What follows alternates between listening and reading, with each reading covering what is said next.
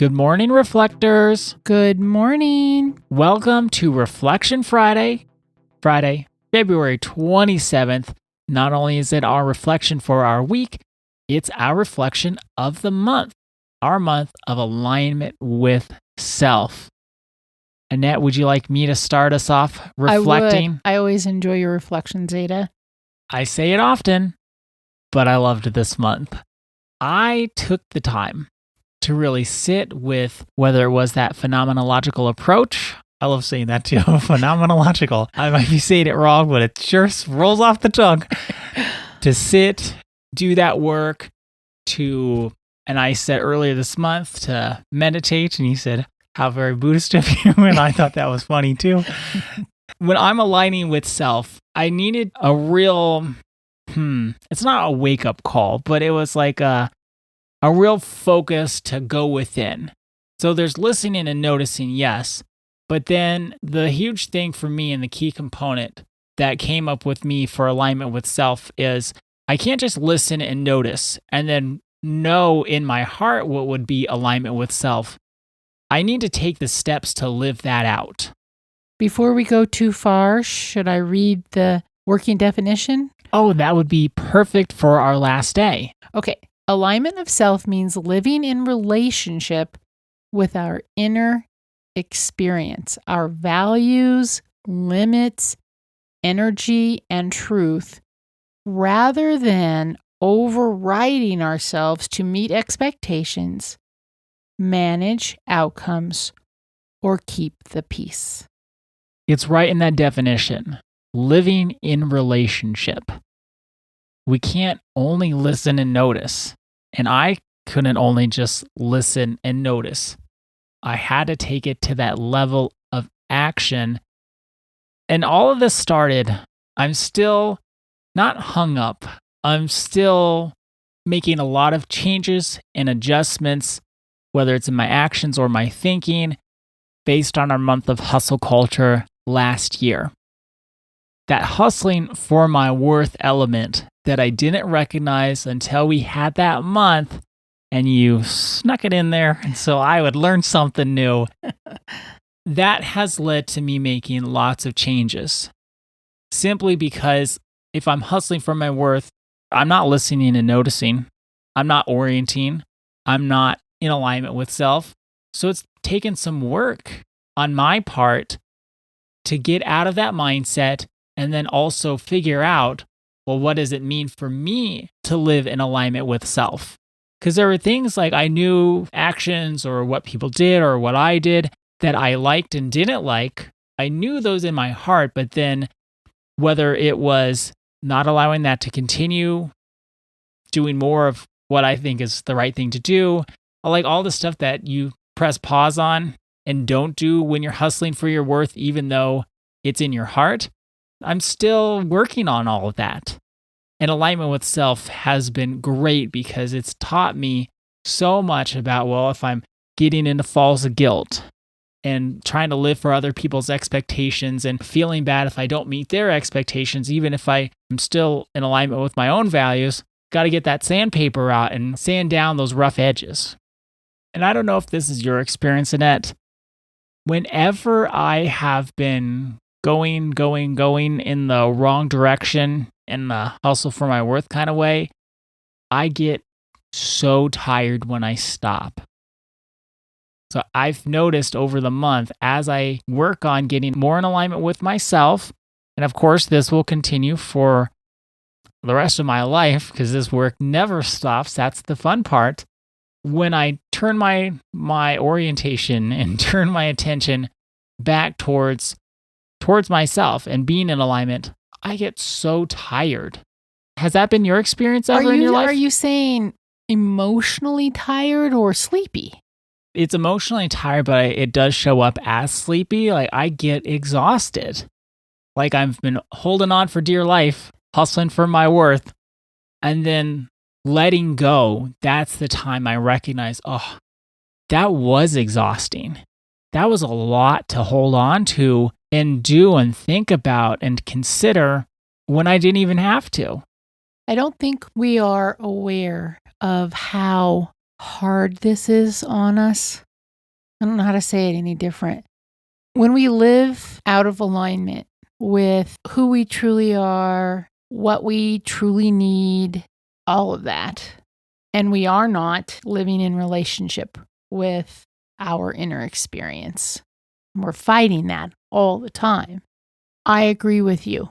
When we stop, we, number one, may not even know what to do with ourselves because we've been hustling for our worth for so long, or we have been afraid of outcomes. So once we say, well, we don't have to worry about that, we actually are giving ourselves permission to say, no, I'm going to show up in alignment with who I am. We may not know how to show up because it can feel awkward. And I do think the emotional exhaustion, depending on how severe the living out of alignment has been, is a real experience. Then I find after time passes, I get over the exhaustion. And remember in the early part of the month, we talked about how does being in alignment feel in our bodies? Yes, I remember. Then what I've noticed is there's less tension in my body. And also there's the capacity to get excited about what I'm in alignment with. I'll give us an example. So it's not like I know when that you say I'm messier than you. I do say that. Yes, I do. Okay, so I would say there have been times in my life, and this is all part of hustling for my worth. I'm not naturally very messy, and I don't really like mess all that much. But what I would do is I would prioritize other things that I thought I should be doing, the hustling for my worth part of my life, over making sure everything was tidy and clean to the level that I like it on a regular basis. So I'm clear. You living in a more disordered way, let's call it, like disorderly, is out of alignment with who you really are and what feels true for you. But because you were so busy trying to please other people, do things that you thought you should, on and on and on and on, you, in a way, were kind of forced to live in this disorderly way because you didn't have time to tidy yourself in your place. That's exactly right. So this year, I have made it a commitment that I'm going to vacuum my whole place at least one time a week. And I've kept that commitment, and oh my goodness, it feels amazing. It feels so good because it's in alignment. And I can feel whenever I get that vacuum out, when I vacuum everywhere, and I can see in the vacuum, it has the clear thing where all the dirt, and you can see all the dirt that you picked up. Seeing all that dirt in that vacuum, I'm excited. It's like, oh, this feels right. This is how I love to live. This is what I've been wanting to do the whole time, but I didn't know how to make it happen until I decided I need to align with myself. And I've loved it, and I can feel the difference in my body. The one was like I'd kind of put the blinders on and say, gosh, I hate this, but what are you going to do? Got to get going. What are you going to do? I got to do this, that, and the other thing. And it doesn't even take that long. That's the amazing part. It's not like some huge time commitment. But then I can feel the difference when I can look in my entryway or look at my living room rug. And it's like, this feels so nice. The vibe is better. Everything is just better. I feel it each and every day inside of me. So I have that as proof. Out of alignment feels very tense, kind of ugly, and it just feels nasty inside.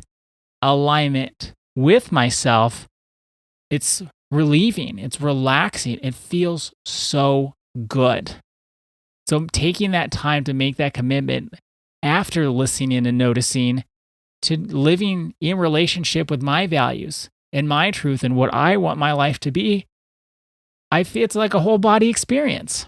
I'm so happy for you, Ada.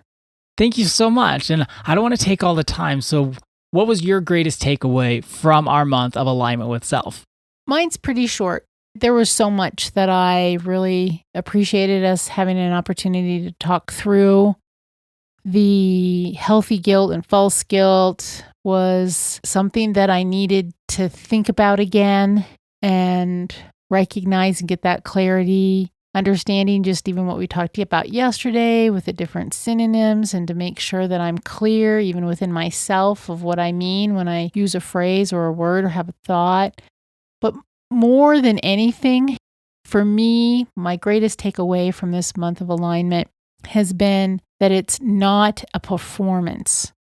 It's a relationship with myself, and it's an honoring of myself, because I have been very caught up in worrying about outcomes, worrying if somebody's going to be angry with me, worrying if I'm going to upset somebody. Then I would go into a performance. This isn't performance. Alignment with self is not a performance. It's a relationship that you nurture with yourself. That is my greatest takeaway, and that's what I'm going to continue to practice as now we move into the next podcast, which we will be sharing on Monday. I'm so excited for Monday. I can't even say. I don't think I've been this excited about a podcast for quite some time, because we're going to be talking about codependency. One of your favorite subjects? One of my favorite subjects. And you can say, well, I'm not codependent. This isn't going to apply to me. Well, number one, you may not know whether you're codependent. Number two, if you in fact are not codependent, that's great. But undoubtedly, you know someone who is. So you will be able to relate to them differently, understand them. I also want to say that whether you're codependent or not, we all need to get to this place where we understand what setting a healthy boundary is. So the book focuses more on codependency, but yet you'll learn, and we're going to learn together so much about setting healthy boundaries, relating to ourselves, being aligned. And as we mentioned, I think it was on Tuesday, we said we're not going to rush through this because there's so much for all of us to learn. We're going to be different people April 1st than we are this last podcast day of February. Guaranteed. Thank you for this whole month with alignment, Ada. I think it's just been, I know you kind of think it's hyperbolic, but I think it's been amazing. It has been amazing. And I will say I've been reading the book. And so for all my people who are like me, who say I'm not codependent, there's a lot of things I've learned. And where even though I don't fall into the codependency part, I still see myself on some of those pages. It's really a book for everyone. That's one thing that I would say in the marketing of the book. Its focus is, yes, there is this niche market, so to speak. And at the same time, we can all learn something from this book. So our intention for today and for this weekend, our final intention of the month, I am worth aligning with myself. I am worth aligning with myself. Thank you so much for joining us today and this month. Our day is better because you are part of our day. See you Monday. See you then.